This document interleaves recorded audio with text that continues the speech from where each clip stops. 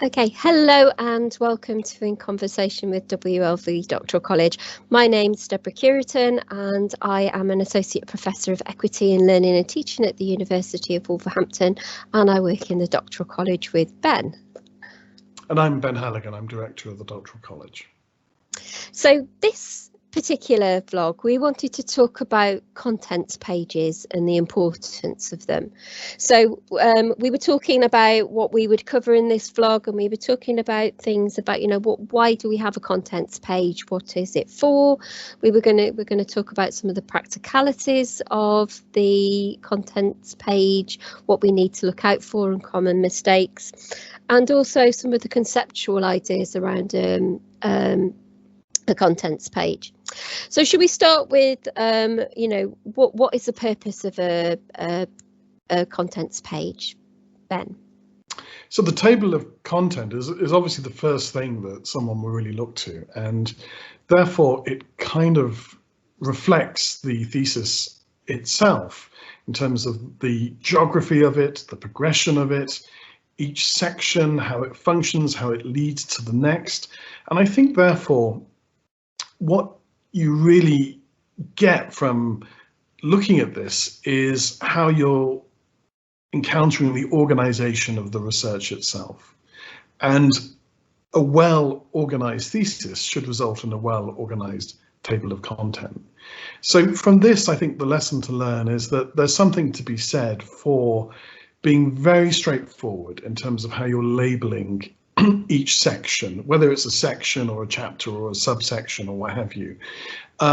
So if you have a literature review, to call it a literature review, a methodology section, call it the methodology research questions, even if that's a subsection of another section, 1.4 research questions, then the reader will be able to very quickly see how you've set the thesis up, how you've covered the key basis. Then beyond that, how many case studies you're looking at, archival research, data fields, experimentation, initial conclusions, pilot study, all of these things come to take their place in the progression of the thesis itself. So I think the content page should immediately assure the examiners, give them clarity, show them that what they're about to dive into is a thesis that has a logical, developmental progression that makes sense, that they can navigate, and that they understand how each section functions in relation to the development of the thesis itself. I think your point about the examiners, telling the examiners, is really important, because I think sometimes people think that as examiners we just skip over the contents page. We don't really look at it. Well, actually we do. I mean, one of the things that I do at the very beginning of examining a thesis is I look at the contents page and I look to see whether or not I can understand the story of the piece of research that's being done, and whether the contents page allows me to see how the research is developed. And I think that kind of takes us on to our next point, the kind of where we were talking about some of the conceptual aspects of and the conceptual importance of the contents page. So for me, one of the things I'm looking for is the clarity of the headings. Are the headings clear? Like Ben said, is it the literature review? Research questions. What I'm looking for is a logical structure. And I'm also looking to make sure that what the headings say, basically, they're the label on the tin. So what they say is what's going, is going to be the contents of what follows. Ben, have you got any comments that you'd like to make about headings and the importance of headings? Yeah, I think in a way they need to flow from the title. And it's not unusual to have terminology introduced into a title which then isn't really defined or reflected that much in the course of the thesis. So if you have a title with key terms in, they really need some definition, and they need to be then explored and reflected in the course of the thesis as it progresses, and that should then be reflected in terms of the headings. Those headings, I suppose, then one would consider where certain things are placed. You may have a general, more chatty introduction, you may kick us straight into research questions. Research questions may be part of, I don't know, section 1. I mean, in the kind of very typical manner, section 1 will consist of an introduction, literature review, research questions, methodology, then maybe some note about personal engagement with the subjects, positionality, who knows what, scope of the study, limitations of, these kind of things. And whether all that's bundled into quite a big chapter 1 with sections 1.1, 1.2, or whether you have that as part 1, and then in part 1, introduction, chapter 1, literature review, chapter 2, research methodology. Those are questions I think that you can very usefully discuss with your supervisor. And I think those are questions that you can have in your mind when you maybe look at other people's PhD and professional doctorate theses and how have they done it, how have they organized the material. One thing I wouldn't be scared of, though, is quite short sections. I mean, we've mentioned already, Deborah, the research questions. That might just be a page. So if it's page 25, just research questions, page 25, next section is page 26. I mean, one thing about the, as it were, the index or the numbers, is that it begins to reflect a lack of balance in some places, so that if you look at the page numbers on the table of content and you've got 20 pages for your first case study, but the next case study is 80 pages, you're thinking, oh, something's gone on here. It could be that they just weren't interested in the first case study and that might need to be rectified. Or it could be that the second case study yielded much more and maybe should have been split into 2, that kind of thing. So it also reflects possible distortions in where you've devoted more word count to certain sections and maybe certain biases that might be apparent from that as well. I think that's a really important point because, I definitely use the contents page as a framework for my reading of the thesis beyond. So, I am looking out for those disproportionate page numbers, for whether somebody's done a very, very long literature review, but their methodology might only be a quarter of that. I certainly would be asking, questions of myself when I go into reading those sections about, why was it necessary to have that larger word count, or how come there was such a small page numbers dedicated, and is it warranted? So you've talked about, the headings and the clarity of the headings and how the contents page would be used as a way of telling the story of the thesis and the direction of the work. What else do the examiners use the contents page for? I think they probably use it to arrange how they're going to first assess the PhD. What I tend to do myself is I read an introduction and I'll read the research questions. Then I'll probably read the conclusion because I'm interested in a direct comparison. Is the conclusion actually answering the research questions? And if so, that's good. It's a nice loop. If it's diverted into other areas, then maybe there's been an issue of focus.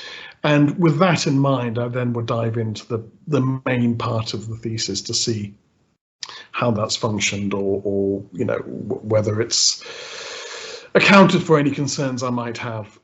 So in the first instance, it perhaps shows you how to approach the PhD. In the second instance, I think it probably also illustrates the something about the scope and about both the scope but also the depth of it. And I think that's possibly another important consideration. We've talked already about a section title being very clear, but if it's clear, it needs to do what's being described. So if the section title is identifying a certain group and a certain, what leads dwellers ages 15 to 25 think about X, then the section really needs to answer that. Otherwise, you're making yourself a hostage to fortune. So in that respect as well, it's an organization of data that leads towards the justification of the conclusions that you're ultimately going to draw. And sometimes external examiners will feel that, you know, there's not enough data, there's not enough evidence, or sometimes that maybe there was, you know, simply too much. And that can also be reflected in the table of content, and the way the table of content perhaps intimates these kinds of things, and the scope, and whether the scope has been manageable and things like that. Putting it together, then, it's almost like holding a mirror up to your work and seeing what's reflected, and, you know, being surprised by certain things and being reassured by other things as well. So you've talked about the, you know, the conceptual issues of the conceptual things that we look at when we think about contents pages, but there are also some practical issues as well. And again, these are things that as examiners we have a keen eye to. So for me, one of the things that I'm constantly looking for is things like consistency. So making sure that the headings that you have in the contents page are the same headings that you have in the thesis, that there aren't headings missing from the contents page that are in the thesis, or vice versa. So Ben, are there any things that you think about practically in terms of the contents page? Yeah, I mean, that consistency is very important. I mean, if you're the examiner and it says, right, literature review begins on page 40, and you turn to page 40 and we're in the middle of something else, then it looks like something has gone wrong. And I think one of the things you really need to check is that the numbers against each section match the numbers actually in the thesis. It's possible for something to go wrong without you realizing it when you print stuff out, because sometimes Word will begin renumbering pages so they're different on the screen to how they are in the printout, which then throws everything. So I would keep an eye out for that, or print it from a PDF, which locks pagination in, so there should be no ambiguity. Okay, so obviously the numbers need to match, but the title, exactly should say that, but the title needs to match. You can't have a slightly different variant title, but also a uniformity of terminology is really important. So stuff like capitalization, are you capitalizing certain terms? If so, it should be consistent, and it can't therefore be different in the title to how it is in the thesis. I will note some, it's not just a matter of whether they should or shouldn't be, but there can be a discussion about some terminology, some abbreviations, whether they're appropriate or not, and that discussion obviously perhaps needs to occur somewhere in the thesis itself. So yeah, uniformity of terminology, correctness of number against section, and the section title in the table of contents must be the same as the section itself actually in the body of the thesis. For me as well, it's also the indentations as well. So you've got your chapter heading, and then you've got your first level subheading, level 2 subheading, level 3, and I like to see that those are delineated in some way, whether that's by indents or whether that's by you know, font size, or whether the font's in bold or the font's in italics, etc. But again, consistency is really important. And I think here it's worth noting that Word will help you with this if you're writing in Word. So you can use Word styles, Microsoft styles, that will actually set up a template so that everything is consistent. And you can also ask it to then take all of the headings and make a contents page for you, and that way if you change a heading, it will change in the contents page. If you remove a heading, it will be removed from the contents page, and it will also align the page numbers to each of the headings as well. So if you move things around, it will all realign in automatically within the contents page. So my tip is go and make sure that you find a video that tells you how to set up the templates in Word using Microsoft styles. So Ben, do you have any tips that you'd like to close this video with? Yeah, I think in a way, if you can fit it on one page, that can be quite nice. I mean, I'll accept that some theses simply won't lend themselves to fitting something on one page because you have to have subtitle for every particular category or section of data or data fields or what have you. So it may not be possible, but if it is possible on one page, that makes it easier to understand the story.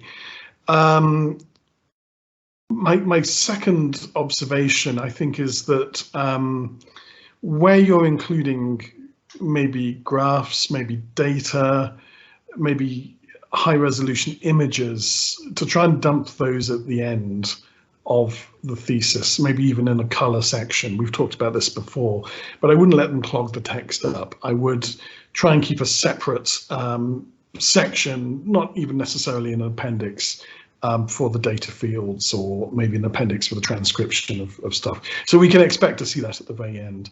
I suppose my third and final tip, although this is not very scientific, is a friend of mine always maintained that you should leave a blank page in between the title, the declaration of originality, then a blank page, and then the table of content. And he said that this would remind the examiners of opening a box of chocolates, where there's a piece of paper between the box opening and the chocolates. So that's not very scientific, but I quite like that idea of a blank page.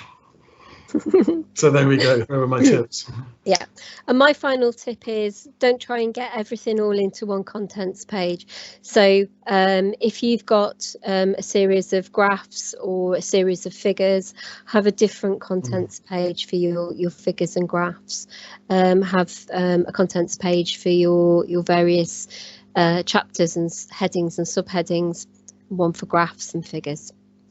Okay, so thank you, Ben. As always, if there's anything that you would like us to cover in these vlogs, do put your ideas in the comments section below. If you haven't already done so, please give us a follow. We try to upload as regularly as possible, hopefully once a week, and we'd love to hear your ideas about what we cover in these vlogs. Thank you for listening, and we'll speak to you again soon. Bye. Aspire.